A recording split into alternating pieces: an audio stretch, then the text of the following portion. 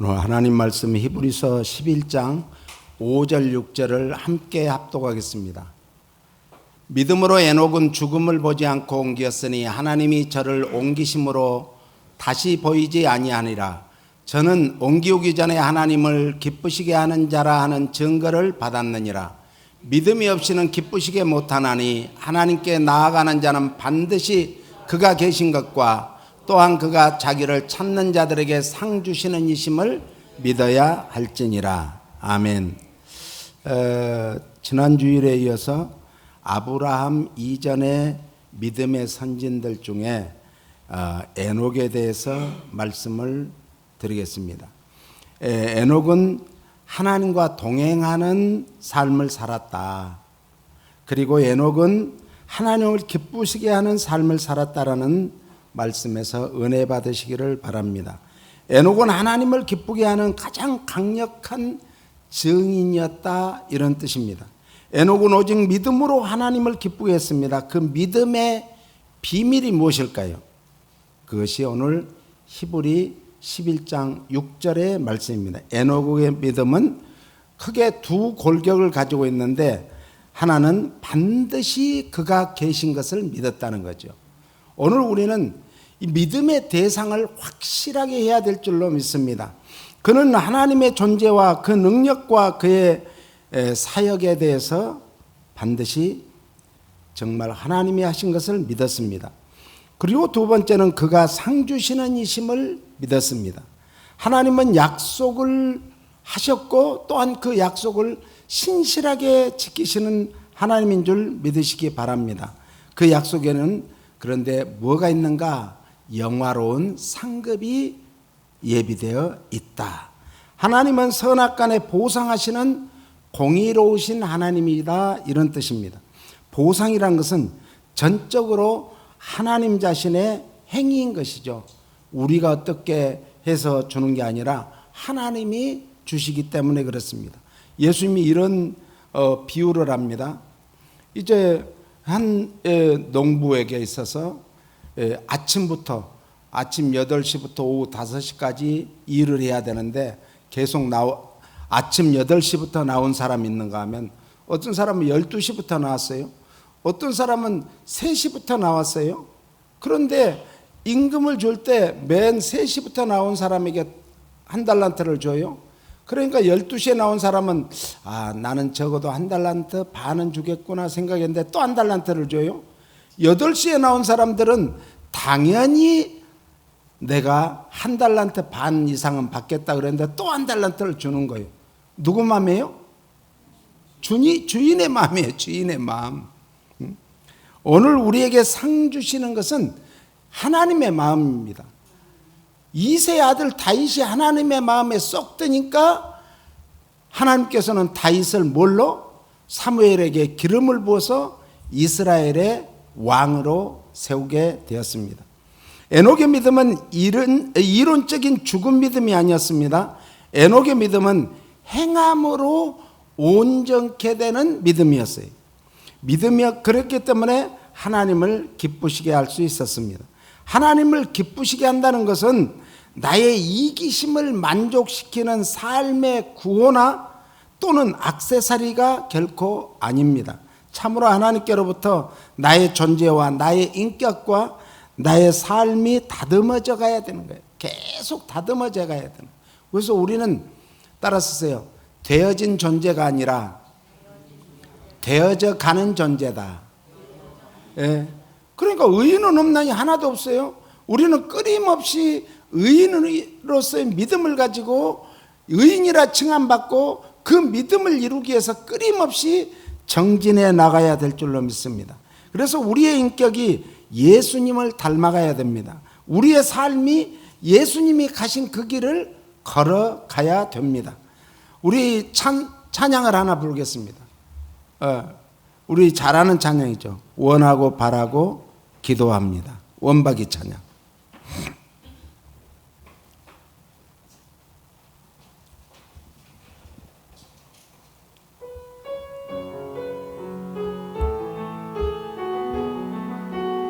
가사 띄워주세요. 가사.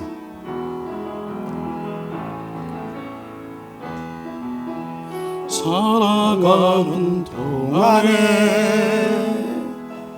나의 힘을 의지할 수 없으니 기도하고 낙심하지 말 것을 주께서 참 소망이 되심이라. 하나님의 꿈이 이 나의 비전이 되고 예수님의 성품이 나의 인격이 되고 성령님의 권능이 나의 능력이 되길 원하고 바라고 기도합니다. 주의 길을 걸어가는 동안에 세상의 것 의지할 수 없으니 감사하고 낙심하지 말 것은 주께서 참 기쁨이 되심이라.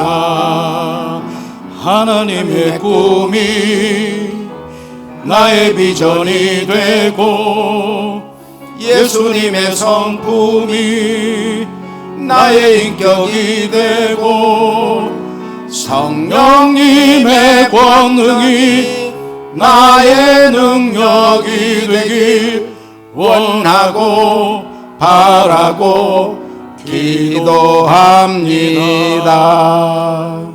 그렇습니다. 우리가 예수님을 닮아가기 위해서는 예수님이 걸어가신 발자취를 쫓아가고 예수님이 행했던 그것을 행하려고 힘쓰고 애써야 될 줄로 믿습니다. 그래서 로마서 10장 17절은요, 같이요. 그러므로 믿음은 들음에서 나며 들음은 그리스도의 말씀으로 말미암았느니라. 그러니까 우리가 끊임없이 하나님의 말씀을 들어야 돼요. 그리고 이 말씀대로 살고자 몸부림을 쳐야 돼요. 그래서 이 말씀을 읽는 자가 복이 있고 듣는 자가 복이 있고 말씀을 지키는 자가 복이 있다. 그러니까 오늘 우리의 신앙생활에서 제일 중요한 것은 하나님 말씀을 듣고 하나님 말씀을 읽고 하나님 말씀을 지키기 위해서 몸부림치는 것입니다. 여기서 특별히 이 말씀이 우리에게 믿음의 주춧돌이 된다는 거예요. 주춧돌은 뭐예요? 집을 짓는데 가장 중요한 기둥을 세우는 그것이 바로 주춧돌 위에 세우는 거예요. 특별히 여기에서 중요한 단어는 말씀이에요. 말씀. 로고스의 말씀은 기록되어진 말씀이다 그거예요. 그러니까 성경 말씀은 로고스로 기록되어진 말씀이에요. 그런데 로고스의 말씀이 아닙니다. 여기에서는 중요한 것은 레마의 말씀입니다. 레마는 들려주어진 말씀, 들리는 말씀. 오늘 우리에게 선포되어진 말씀이 중요하다는 거죠. 그래서 이 말이라는 것은 서로 간에 뭘 하기 위해서 필요해요? 의사소통을 해야죠. 말이 안 통하면 불통이 되는 거예요. 그러니까 세상 어디를 가든지 말만 통하면 다 그 사람들하고 다 이렇게 가까이 하게 돼 있어요. 사귀게 되었고. 그런데 말이 안 통하면은 얼마나 답답하겠어요. 이번에 우리 그 한강이라는 그런 작가가 우리나라 역사상 정말 문학상을 최초로 받았는데 그 작가가 한글로 썼는데 거기서는 어떻게 알겠어요? 그런데 거기에 그걸 번역한 사람이 있어요. 그 번역한 사람이 또 잘한 거예요. 한강이라는 작가가 잘 쓰기도 했지만 더 중요한 것은 번역한 사람이에요. 우리가 선교지에 가서 이렇게 설교를 하고 또 강의를 하고 또 이렇게 전도를 하다 보면은 우리가 이 선교지 말을 못 하잖아요. 그러면 거기에서 선교사님들이 통역을 해주니까 되는 거예요. 통역이 안 되면 안 되는 거예요. 그래서 이 레마는 성도의 삶과 직접 부딪혀서 변화를 일으키는 능력의 말씀을 뜻하는 거예요. 이것이 우리의 인격을 변화시킬 수 있는 하나님의 말씀의 능력이요, 하나님의 말씀의 권능이요, 권세임을 믿으시기 바랍니다. 그래서 인격적인 변화가 일어나는데 말씀을 통해서 말씀의 능력으로 깨닫게 되는 거예요. 그러니까 오늘 우리가 변화하는 데 있어서 첫째가 뭐예요? 깨닫는 은혜를 받아야 돼요. 오늘 깨닫는 은혜가 있기를 예수님 이름으로 축원합니다. 그러면 그걸 깨닫는 것으로 끝나는 게 아니라 그 깨달아서 내가 누구인가를 알아야죠. 하나님의 말씀은 거울이라고 했어요. 거울에다 비춰보면 내가 어떻게 지금 몸이 흐트러졌는지, 넥타이가 바로 찾았는지, 양복을 바로 입었는지, 머리를 바로 했는지 알 수 있듯이 오늘 하나님 말씀에 늘 우리를 비춰봐야 돼요. 그래서 그게 잘못됐으면 고쳐야죠. 이 고치는 것을 회개라 그래요. 그런데 마음이 보여요, 안 보여요? 거울에는? 우리가 거울에서는 마음이 안 보이죠. 그런데 하나님의 말씀이 우리 신비에 들어가면 신비에 있는 이제 더러운 것도 깨끗한 것도 악한 것도 거짓된 것도 다 드러나는 거예요. 그러니까 우리는 회개하게 되죠. 회개하고 거기서 그친다면 무슨 소용이겠어요? 우리는 회개라는 것은 돌아서다 이런 뜻이에요. 돌아서야 돼요. 몇 도로요? 나는 90도만 돌아설 거야. 나는 135도만 돌아설 거야. 150도만 돌아설 거야. 그건 완전히 돌아선 거야 아니에요. 돌아서는 것은 180도 돌아서는 걸 말해요. 할렐루야. 완전히 돌아서야 돼요. 그것은 무엇으로 가능하는가? 성령의 능력으로 가능하다는 거예요. 그래서 성령의 능력이 우리에게 임하면 권능을 받고 예루살렘과 온 유대와 사마리아와 땅끝까지 이르러 내 증인이 된다고, 증인이 될 수 있다고 했습니다. 성령님은 강권적으로 우리를 돌아서게 만드는 거예요. 회개해서 돌아서게 하는 줄 믿으시기 바랍니다.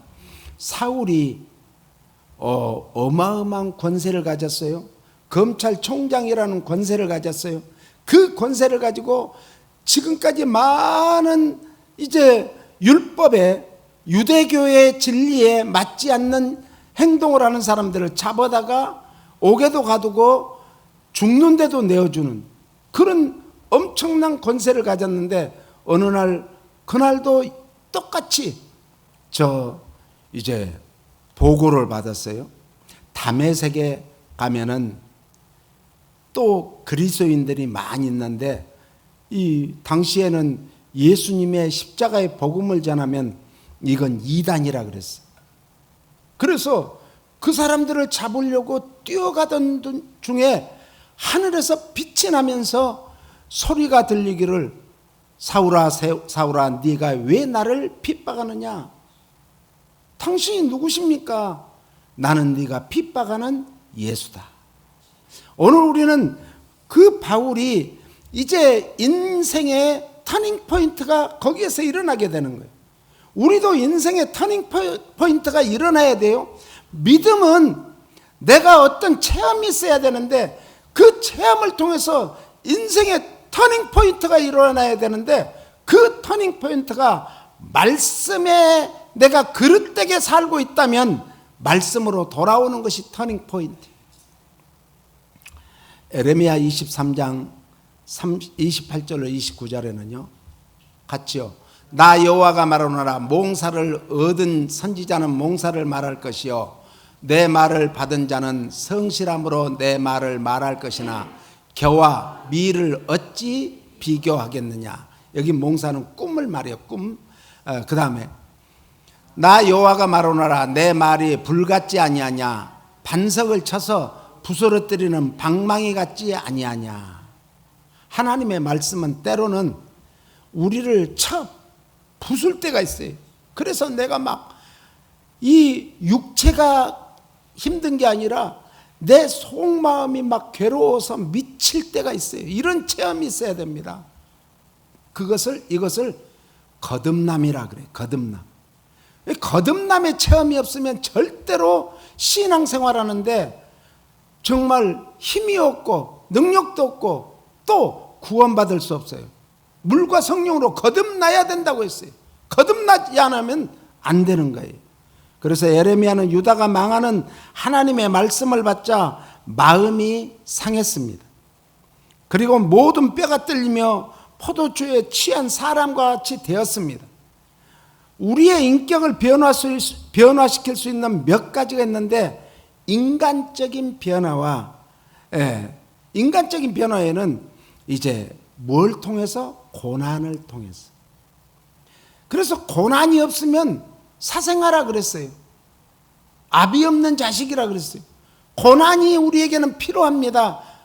고난 좋아하는 사람 한 사람도 없어요. 얼마나 힘든데요. 고난을 받을 때는 세상에 아무것도 필요 없어요. 이 고난만 빨리 지나가 준다면 좀 숨 쉴 것 같다, 살 것 같다. 그래서 이 고난의 도구를 통해서 변화가 되는데 변화되는 것도 두 가지예요. 어떤 사람은 부정적으로 변화되는 사람이 있어요. 이 교도소에 가면은 거기에서 다시는 내가 여기 들어오지 않아야지. 그리고 더 열심히 해서 모범수로 이렇게 나오게 되죠. 그런 사람이 시카고에서 우리 한인 교포 중에 그런 청년이 있었잖아요. 총신령을 받았는데 이제 지난번에 신문에 보니까 나왔대요. 그러니까 이렇게 긍정적으로 변화된 사람이 있는가 하면 오히려 더 악해지고요. 독해져 가지고 나쁜 쪽으로. 교도소에서 자기들끼리 이렇게 만나가지고 하는 얘기가 이 경제사범들은 경제사범들끼리 모여요. 그래가지고 거기서 사기치는 방법을 또 말하는 거예요. 그러면 한 수를 배워요. 그러니까 거기서는 한 수를 가르쳐주는 사람을 뭐라고 말하는가? 선생님이라 그래. 자기들끼리. 선생님. 이제 제 선생님이 되어주세요. 내가 여기 안에 있는 동안에 선생님한테 몇 수를 배우고 나가겠습니다. 그건 뭐예요? 나가서 더 큰 사기 치겠다 이거예요. 이런 사람들이 있어요, 실제로. 그리고 이제 또 완전 범죄로 탁 숨기려고 했는데 그게 다 드러나게 되는 거예요. 야, 그때 네가 거기서 그렇게 할 게 아니라 이렇게 해야지 하면 그러면서 무릎을 치는 거예요. 그러면 뭐 하려고 그러는 거예요? 나가서 더 나쁜 짓 하려고. 그래서 더 나쁜 쪽으로 이제 가게 되는 변화가 있는가 하면 긍정적인 변화는 그 사람의 나쁜 습관, 습성, 성격이 나쁜 쪽에서 좋은 쪽으로 바뀌는 걸 말이에요. 우리는 자꾸 나쁜 쪽에서 좋은 쪽으로 바뀌어야 됩니다. 이게 진정한 변화예요. 이 바뀌게 되는데 반드시 필요한 게 있는데 훈련이 필요해요. 연습하라 그래. 경건을 연습하라고 성경은 말합니다. 훈련해라 이거예요. 훈련해라. 그래서 선지자들은 말씀을 선포를 하면서 이스라엘 백성들이 하나님께로 돌아오기를 선포했어요. 어서 돌아오라고, 어서 돌아오라고. 너희들이 가는 길은 지금 죄악의 길로 가고 있어. 죽음의 길로 가고 있어. 그러니까 거기서 돌아와서 하나님께로 오면은 하나님께서는 너희의 모든 죄를 다 용서하시고 다 품어주시고 너희들을 안아주신다 라고 선포했어요. 이 유다 땅에 당시에 간음하는 자, 거짓말하는 자가 거하여 유다 땅은 저주를 받고 마르게 된다는 거예요. 선지자와 제사장이 다 사악하여 성전에서 죄를 짓고 유다는 칼에 죽을 것이라고 오늘 선포를 합니다. 아니 선지자들이 제사장들이 다 사악해서 그것도 어디에서요? 교회 안에서 성전 안에서 죄를 짓는데요. 그래서 결국은 하나님께서는 칼로 다 죽인다고 그래요. 이 마지막 때는 이제 무엇으로 심판해요? 불로 심판해요. 불로. 예? 그래서 지금 사방에서 전쟁이 일어났는데 이것은 서곡이라고 그러죠. 서곡. 이스라엘이 지금 동시에 4개의 전쟁을 하고 있습니다. 예. 하마스를 맨 먼저 이제 터져가지고. 그래서 이제 헤즈볼라, 예멘 반군들, 그리고 이란. 그래서 이란이 터지면은 이스라엘에서 어떻게 할까? 그래서 미국에서 골머리를 앓고 있죠. 야, 이란을 쳐도 석유 시설은 치지 말아라. 왜? 세계 이제 석유가 급등하면 안 되니까. 세계가 먹고 살기 안 그래도 힘든데 더 어려울 것이다. 더 치지 말아야 될 것은 이란의 뭐예요? 예? 핵시설을 치지 마라. 그러면 이란은 정말 끊임없이 핵을 더 북한에서, 중국에서, 러시아에서 갖다가 핵을 만들 것이다. 더 큰 핵을. 그러니까 치지 마라. 그럼 뭘 치라는 거예요? 뭘 치라는 거예요? 군사시설이나 이 정치인들이 정치하는 그런 장소를 치라는 거죠. 그래서는 이스라엘 쪽에서는 안 된다. 이렇게 지금 나오고 있지 않습니까? 아무튼 선지자들, 제사장들까지 죄를 지을 정도면 다 끝난 거예요. 그래서 결국 이스라엘이 멸망을 하게 되죠. 바벨론에 의해서. 그래서 정말 바벨론 강가에서 그들은 울며 불며 매일 모여서 기도했던 거예요. 그랬더니 하나님께서는 70년 만에 회복해 주신다는 말씀을 듣고 그들은 다 하나님 앞에 기다렸더니 마침내 70년이 차니까 이스라엘을 해방하게 되죠. 그것이 이제 고레스 칙령이에요. 고레스 왕에 의해서 해방에 이제 서곡을 울리게 되었습니다. 그때 북이스라엘의 사마리아 땅에서는 선지자는 바알을 의지하여 예언하고 이스라엘을 망하게 될 것이라고 예언했어요. 거짓 선지자들이죠. 바알을 의지해서. 바알은 우상입니다. 우상을 의지해서. 지금 한국에서도 그런 일이 지금 엄청 많이 일어나고 있잖아요. 예? 그 목회자들이 어디를 가는가? 사람 넘어뜨리고 하는 그런 데 가서 이제 훈련을 받고 나와서 사람을 막 넘어뜨리고 사람을 막 그렇게 하는 거예요. 점쟁이한테 가가지고 그냥 거기서 악신을 받아가지고 자기들이 예언한다고. 따라서 예언은 하나님의 말씀이 완전한 예언이고 최고의 예언이다. 예, 하나님의 말씀이 완전한 예언입니다. 귀신들이 하는 것은 속임수예요. 속임수. 마수라는 것은 다 속임수입니다. 속임수예요. 그런데 어떤 사람은 그 TV를 보니까 그러대요. 마술하는 사람인데 세계적인 마술사인데 누구예요? 모세가 바로 궁정에 가서 이 지팡이를 딱 던지니까 뭐가 됐다고요? 뱀이 됐다. 이게 마술이라는 거야. 마술. 마술하고 하나님이 하시는 능력하고는 180도 다른 거예요. 이 속임수예요. 속임수 마술은. 그래서 이 예루살렘 선지자들은 간음을 하고 거짓말을 말하고 회개의 메시지를 전하지 않아서 유다를 소돔과 고모라 같이 만들었으며 죽음을 당할 것이다 라는 것입니다. 죄로 가득 찬 자에게 평화의 메시지를 전하는 것이 거짓 선지자들의 말을 백성들은 듣지 말아야 됩니다. 지금도 마찬가지예요. 거짓 선지자들은 죄가 가득한 곳에 죄를 회개해야 문제가 해결되는데 그 말을 안 한다는 거죠. 예레미야는 그래서 여호와의 회의에 참여하여 듣고 심판의 메시지를 전하게 되었습니다. 거짓 선지자들은 거짓 메시지를 선포했습니다. 그럴 때 모든 백성들이 돌을 들고 예레미야를 쳐 죽이려고 했습니다. 예레미야는 끊임없이 울면서 통곡하며 하나님의 말씀을 선포했습니다. 끌려가야 된다. 우리가 바벨론에 끌려가야 된다. 70년 만에는 돌아오게 한다. 거기서 완전히 회개해야 된다라는 것을 선포했어요.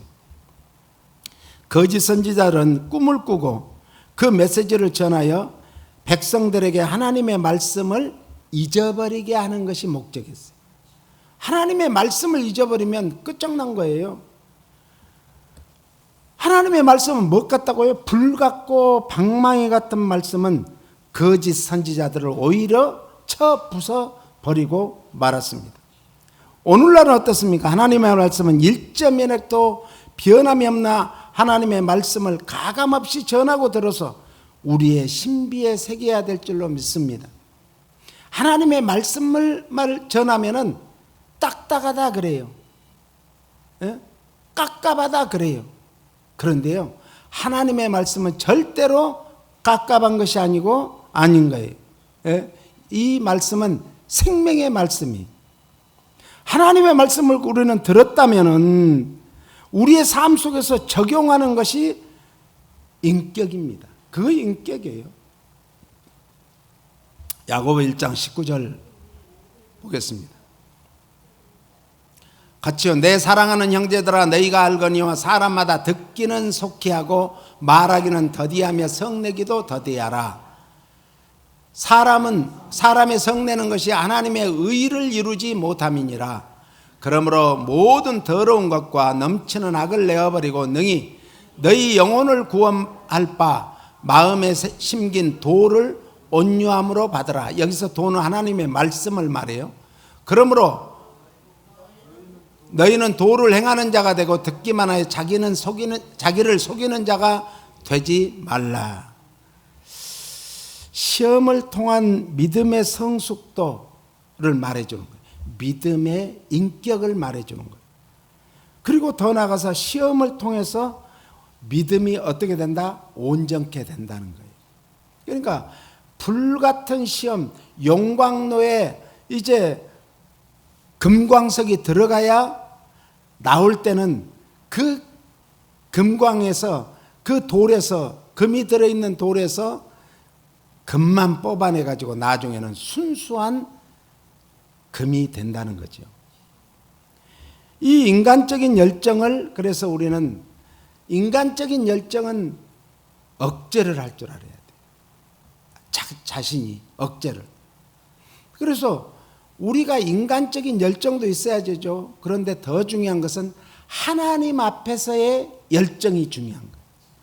열정이 없는 것은 어떤 분이 그러대요. 안고 없는 찐빵이다. 예? 찐빵이 안고가 없으면 얼마나 맛이 없겠어요. 밋밋하죠.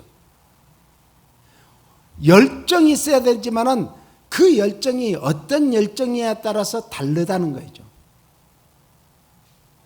아니, 이 정말 사기꾼이 열정이 있으면 어떻게 되겠어요? 엄청난 사기치죠. 이 갱들이 열정이 있으면 많은 사람을 피 흘리게 하고 죽일 거예요. 우리의 열정은 인간적인 열정은 억제를 하고 하나님 앞에 쓰임받을 도구로서의 열정은 불같이 일어나야 될 줄로 믿습니다. 그래서 말씀을 잘 듣고 실행해야 되는 거예요.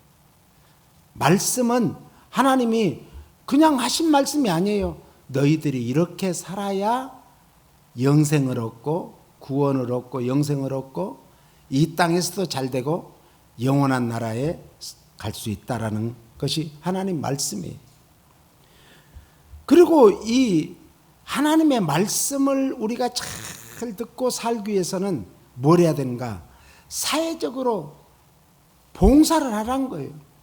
나가서는 봉사의 삶을 살라는 거예요. 그래서 초대교회에서는 두 가지 했어요. 모이면 기도하고 예배드리고 기도하고 찬양하고 그리고 나가서는 나누는 삶을 살았어요. 그 나누는 삶에는 봉사하는 삶에는 또 두 가지가 있어요. 하나는 사람들에게 먹을 것을 주는 것, 사람들의 정말 어려움을 해결해 주는 봉사도 있지만 더 중요한 것은 그 영혼을 살리는 봉사가 제일 큰 봉사예요. 그것을 전도라 그래요. 선교라 그래요. 그래서 칼빈 선생님은 전도는 가정에서부터 시작돼야 된다. 가정에서.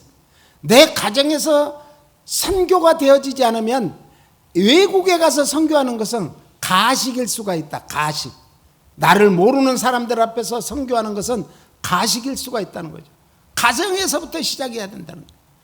내 가정에, 내 주위에 얼마나 많은 영혼들이 지금 죽어가고 있어요. 그러면 그 영혼들을 주께로 인도하는 것이 선교입니다.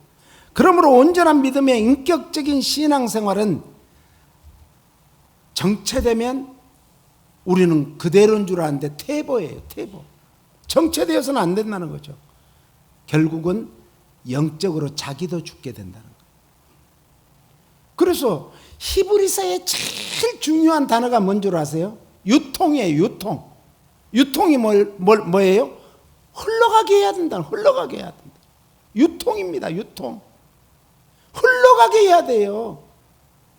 오늘 내가 받은 은혜, 내가 받은 정말 그 감사와 찬양과 영광을, 내가 받은 예수를, 내가 믿는 예수를 흘러가게 해야 돼요. 흘러가지 않으면 썩어버리는 거예요. 물도 고여있으면 썩듯이 우리 심령에 썩어가면 되겠어요? 유통을 시키라는 거예요. 유통. 그래서 히브리서 1장 1절로부터 끝절까지가 무슨 얘기냐? 결국은 유통하는 믿음. 오늘 우리는 나를 통해서 몇 사람을 금년 한 해에 정말 전도했고 구원했습니까? 나의 믿음이 나로서의 갇힌 것이 아니라 그걸 몇 사람에게 흘러가게 우리는 전도하고 선교했습니까? 살아있는 하나님의 말씀에 순종하는 삶은 생동적이어야 돼요. 예? 살아서 움직여야 되는 거예요. 뭐 하기 위해서? 목적을 이루기 위해서. 뭐 하기 위해서 우리는 움직여야 돼요? 목적을 이루기 위해서. 목적이 뭐예요? 예수 십자가에 피 묻은 복음을 전하는 거예요. 유통하는 거예요. 흘러가게 하는 거예요. 이것이 진정한 이제 우리의 사회적인 봉사예요. 더 나아가서 말씀을 이루는 삶이 바로 믿음이죠. 에녹이 바로 그런 인격적인 인물이었다는 거예요. 그래서 하나님과 동행하다가 하나님이 죽음을 보지 않고 데려가셨던 거예요. 오늘 말씀에 순종하여 에녹은 하나님과 동행하는 신앙생활을 했고 그 신앙생활을 했던 것이 오늘 본문의 말씀이에요. 짧지만. 그러면서 에녹은 어떻게 그러면 하나님을 기쁘시게 했을까? 야고보서 1장 26절 27절이에요. 같이요. 누구든지 스스로 경건하다 생각하며 자기 혀를 제갈먹이지 아니하고 자기 마음을 속이면 이 사람의 경건은 헛것이다. 스스로 경건하다고 우리가 하면 안 돼요. 하나님이 인정을 해줘야 돼. 어떤 사람은 내가 박사다 그러면 어디에서 박사를, 무슨 박사를 받았는가? 이게 중요하잖아요. 또 어느 학교를 나왔는가 그러면 그 학교에서 무엇을 공부했는가 중요한 거예요. 경건이라는 것은 드레스 코스라고 하는데 믿음의 외형적인 실천을 뜻합니다. 밖으로 보여지는 그런 실천.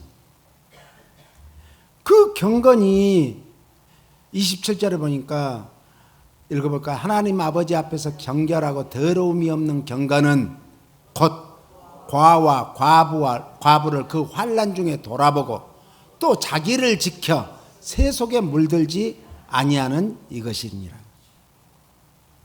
어떤 전도사님이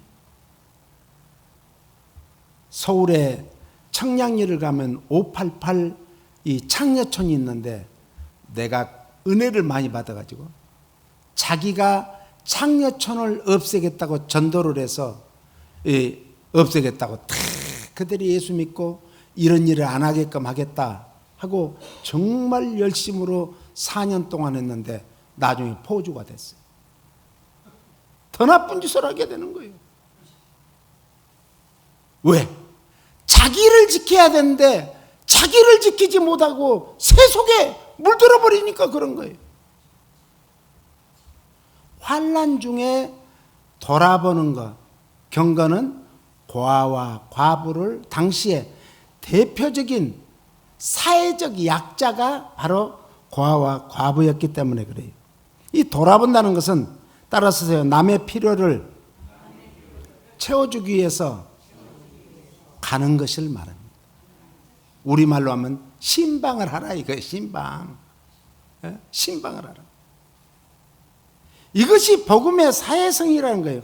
복음의 사회성은 사회적 강자를 위한 것이 아니라 사회적 약자를 찾아가는 거예요. 그런데 때로는 사회적 강자에게 딱 빌붙어 가지고 오히려 사회적 약자를 더 짓밟아버리는 그런 분들이 있어요. 그것은 복음의 사람이 아니고 사탄의 도구예요. 사회적 약자를 짓밟아버리는 게 아니에요. 우리는 사회적 약자를 돌보는 거예요.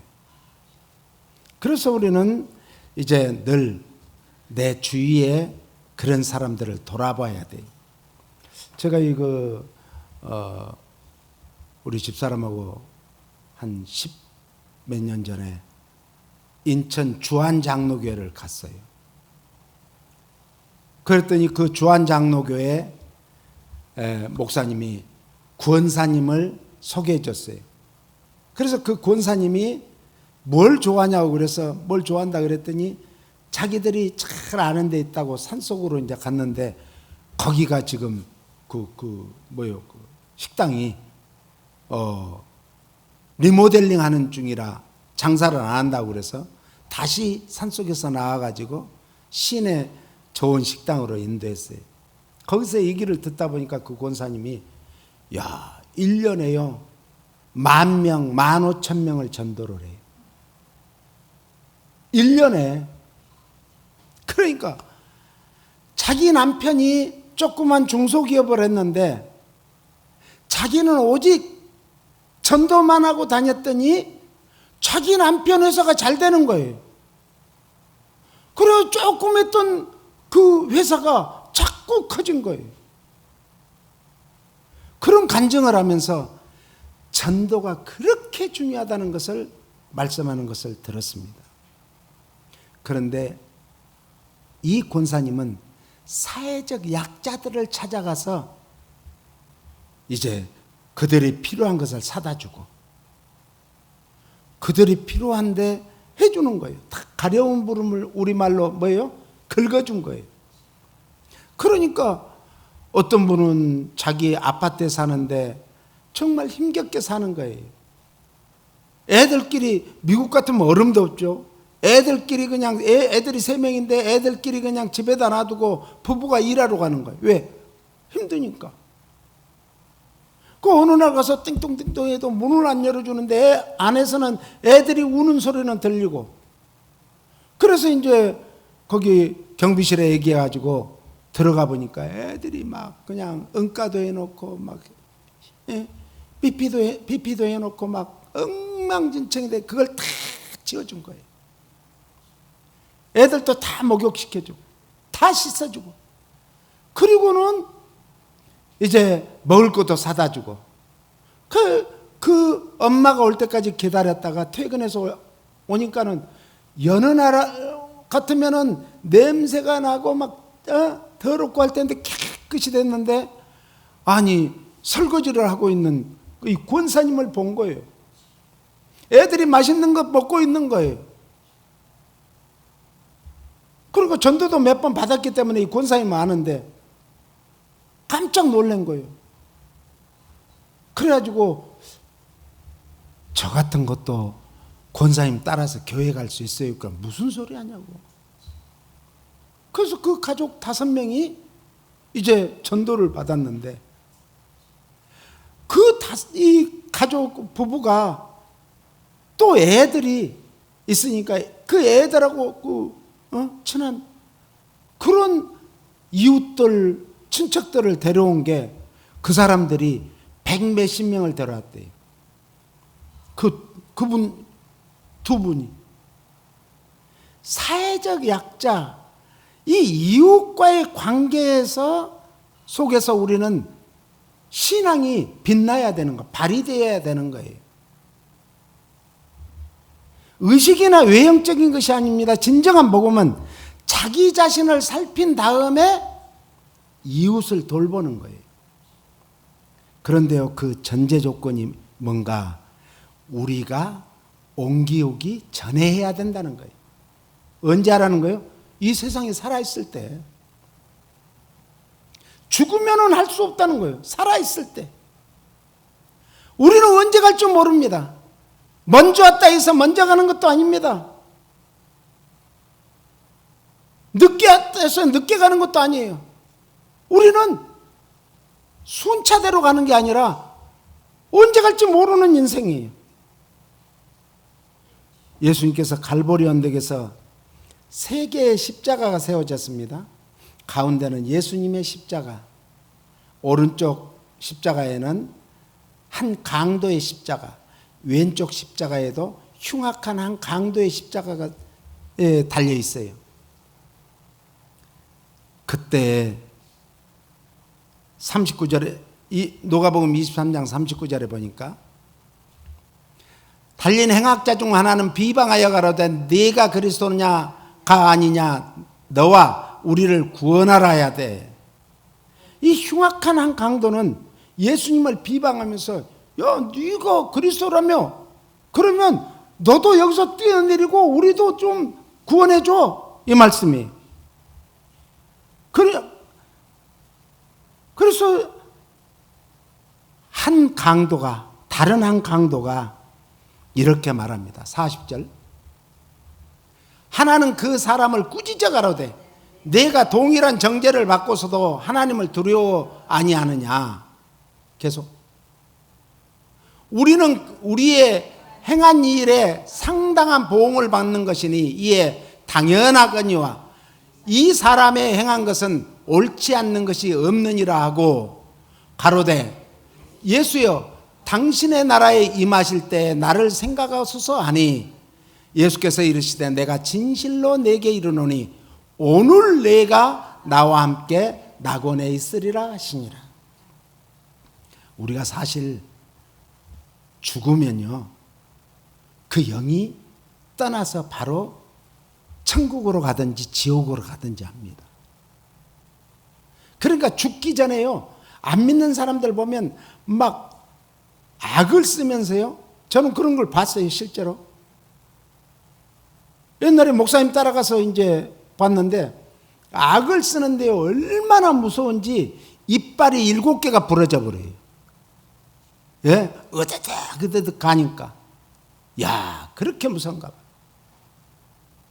그런데 어떤 분들은 정말 그 고통 중에도 찬송을 불러달라고 하고 계속 우리 목사님이 이제 신방난 분들하고 찬송을 불러드렸어요. 마지막은요 얼굴이 환해지더니 정말 천사 같은 얼굴로 돌아가시는 모습을 봤어요. 그 집사님은 교회에서 소위 말하는 개떡 같은 집사였어요. 열심도 안 하고 그냥 뜨거운 것도 없으니까 사람들이 개떡 집사라고 그랬는데 그렇지 않더라고요. 우리가 함부로 판단해서는 안 돼요. 오늘 우리는 예수님의 한 강도처럼 믿음을 고백해서 구원을 얻는 쪽에 서시겠습니까? 아니면 주님 편에 서시겠습니까? 우주적인 종말이 반드시 옵니다. 개인적인 종말은 고도입니다.